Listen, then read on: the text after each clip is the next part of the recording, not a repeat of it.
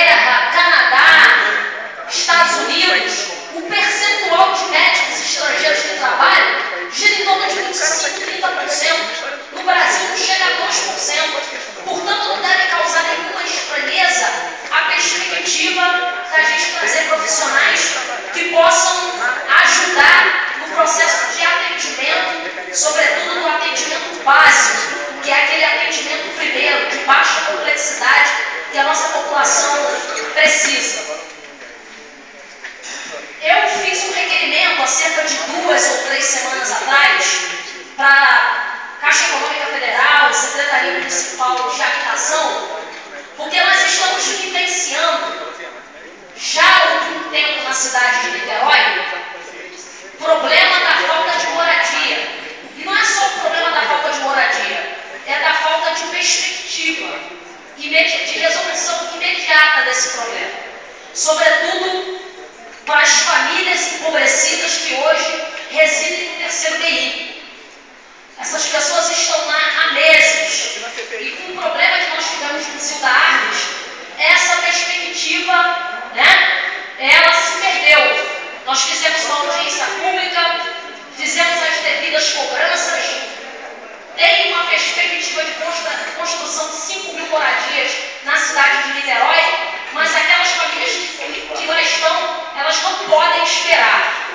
Nesse sentido, nós estamos promovendo, primeiro, nós aprovamos um requerimento e recebemos da Caixa Econômica Federal, e está aqui na minha mão, encaminhado pela presidência da Comissão de Habitação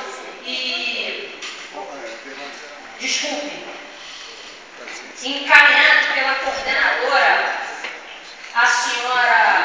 a gerente Maricelma Vila Maior, que é responsável na Caixa Econômica Federal pelos projetos de moradia, o laudo parcial sobre o que aconteceu no Zilda Arnes. Eu estou disponibilizando para todos os vereadores para que eles possam ter efetivo acesso a essa informação que é crucial. Para além disso, na segunda-feira, às 3 horas da tarde, nós estamos marcando uma reunião da Comissão de Habitação Popular e de Regularização Fundiária. Nós convidamos não só os representantes da Caixa Econômica Federal, responsáveis por esse laudo, estamos convidando o secretário municipal de Habitação Popular, o secretário de Assistência Social, para fazer uma reunião com a nossa comissão. Eu penso que a resposta que nós temos que dar, se não há possibilidade de, num curto espaço de tempo, através da construção de moradia popular para as pessoas que estão residindo há mais de 2 anos no terceiro BI, que a Prefeitura identifique na cidade de Niterói espaços ociosos que possam ser alugados para que as pessoas passem a morar com dignidade.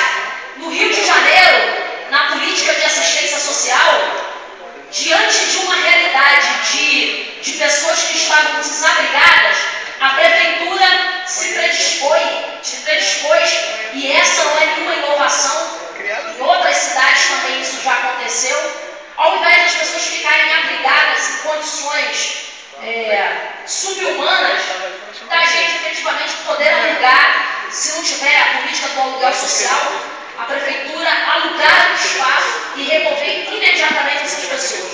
Nós estamos convidando não só os vereadores que fazem parte dessa comissão, mas os outros que quiserem participar, para a gente debater e fazer apontamentos nesse sentido. Concedo a parte ao vereador Bruno Lex. Assina a CPI, Verônica. Só para...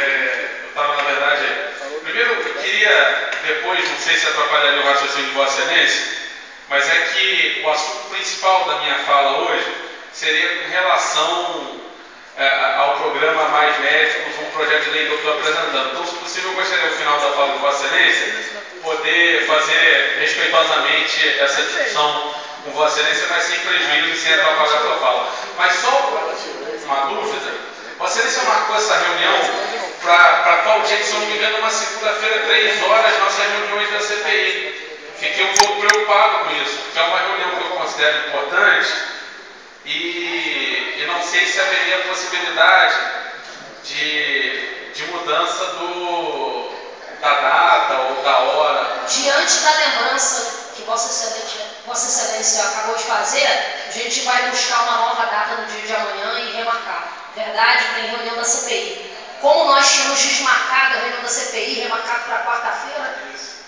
essa pequena confusão a gente vai remarcar, ok? Tá bom. Outra questão que eu considero importante que queria colocar, nós lançamos um manifesto há cerca de 20, 30 dias atrás, com assinatura de diversas lideranças, expressões, lutadores sociais vinculados à causa do povo negro no Brasil. Nós lançamos um manifesto que apoia a construção em Niterói do Museu da Cultura Negra.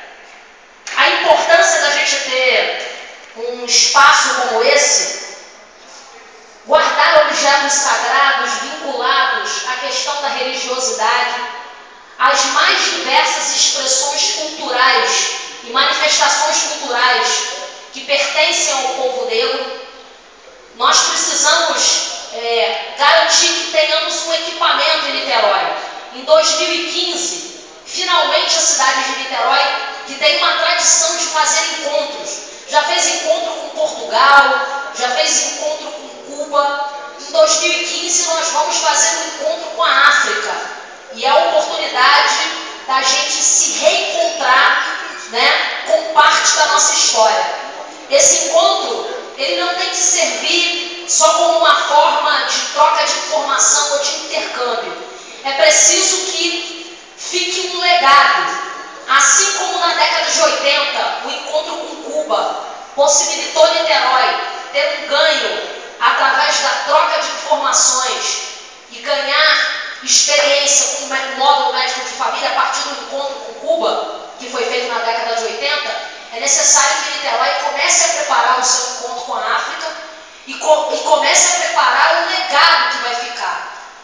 As pessoas costumam dizer que na sociedade brasileira não tem preconceito, que o debate sobre preconceito está superado, mas ele não está superado.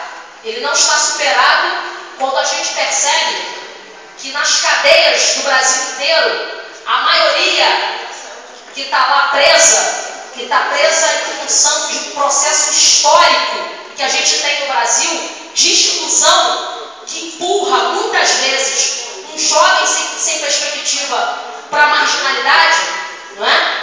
Então, esse debate a gente precisa começar a construir na sociedade. O fato é que existe muito preconceito e que a quebra do preconceito, ele vem diante da possibilidade da gente afirmar políticas públicas que ajudem a sociedade a avançar. Você da parte do vereador. Obrigado, é breve, é pertinente ao tema. Nós avançamos aqui nesta casa com a construção, a criação da Frente Parlamentar contra a Intolerância Religiosa, e eu quero propor aos pares desta frente que a gente faça um lançamento público desta frente com um debate sobre intolerância religiosa e cultura de paz. E uma outra ação, essa se vincula diretamente à fala da Vossa Excelência, eu queria propor que esta frente se reunisse com o secretário Valdec para nós discutirmos a lei federal que prevê o ensino da cultura afro nas escolas públicas. Porque eu acho que nós temos que fazer esse debate que vai ao encontro do que a vereadora está colocando. O ensino de história, pelo menos no ensino médio, tem um ato falho. Eu explico. Quando chega no terceiro ano do vestibular, geralmente se divide em História do Brasil e História Geral. História Geral, leia-se ali Cristo, feudalismo, Idade Média, Estados nacionais absolutistas e revoluções liberais chegando ao século XX. O que eu quero chamar a atenção, História Geral é eurocêntrica. História Geral, na verdade, se resume a uma perspectiva europeia de construção do mundo. Você universaliza, na verdade, um termo que é circunscrito à história de um continente. É evidente que a história europeia tem impactos na história do Brasil, mas não é só a história europeia que constrói as nossas identidades. Então, quando você utiliza história geral para ter uma perspectiva eurocêntrica, é como se o mundo fosse a Europa e todas as influências das Áfricas, porque quando você diz África, incrivelmente já é um termo reducionista, como se fosse o africano. Não, é uma pluralidade de culturas, identidades, crenças e costumes que tal pluralidade está no enraizamento social do nosso povo, e quando se estuda história geral influenciando o Brasil, é na perspectiva europeia. Então, fico imaginando que essa frente parlamentar, conversando com o secretário Waldeck, pode estabelecer uma série de pontes para que o ensino nas escolas do nosso município já comece a contemplar a história geral como as muitas histórias, não apenas oriundas da Europa, na construção da nossa identidade. E acredito que isso se vincula à preocupação que a vereadora está colocando. Agradeço a parte de Vossa Excelência. Posso fazer uma parte da mesa? Presidente da autoriza. Nós temos no governo Rodrigo Neves. O governo Rodrigo Neves não é só defeito, tem coisas, algumas poucas coisas positivas. Mas nós temos um secretário de cultura, das culturas, que esse nome corretamente adotado, Não sei nada. que a parte ser um músico, companheiro que eu admiro muito, extremamente categorizado e respeitado no mundo, o secretário Arthur Maia é um entusiasta das questões que dizem respeito à discussão da África ou das Áfricas. E nesse contexto seria muito importante, para além das naturais relações institucionais entre educação e cultura, essa grande frente tratasse o envolvimento articulado das duas secretarias para que a implementação de um olhar especial, especialmente dedicado na formação das nossas crianças, fosse dado com o aporte, inclusive pessoal, do secretário Arthur Maia. Eu acho que as crianças de Niterói e a própria educação de Niterói ganharia muito com essa iniciativa. Obrigado pela parte. Agradeço. Na verdade, o cumprimento dessa lei federal já vem sendo debatido e buscado no âmbito da nossa cidade há muitos anos. Conferência Municipal de Cultura, Conferência Municipal de Educação, a Conferência Municipal de Promoção da Igualdade Racial, tem um conjunto de deliberações de várias conferências municipais que reivindicam a aplicabilidade da lei que Vossa Excelência acabou de colocar. Na verdade, há uma obrigatoriedade, porque é uma lei, e tem que haver da nossa parte a iniciativa no sentido de fiscalizar o cumprimento dessa legislação. Mas não é só isso. Há também, e isso a gente conseguiu identificar no debate, às vezes um certo despreparo na própria rede municipal de ensino de como lidar com uma criança que é filho e que é praticante de uma religião vinculada às matrizes africanas, por exemplo, não é? Que tem a ver com o debate que Vossa Excelência faz aqui nessa casa, que o vereador Leonardo Jordão também faz, né? No dia 27 de setembro, nós vamos fazer, e só para concluir, uma audiência pública que vai poder debater a perspectiva da construção no município de Niterói do Museu Afro-Brasileiro. Jongo, capoeira, religiosidade. Certamente a cidade não disponibiliza de dinheiro para sair construindo uma série de equipamentos das mais variadas expressões, mas certamente um museu do povo afro-brasileiro que esteja incluso ali as mais variadas manifestações do nosso povo, certamente vai ser blindar Niterói, vai ser fazer com que as novas gerações conheçam o seu passado, a sua origem, não é?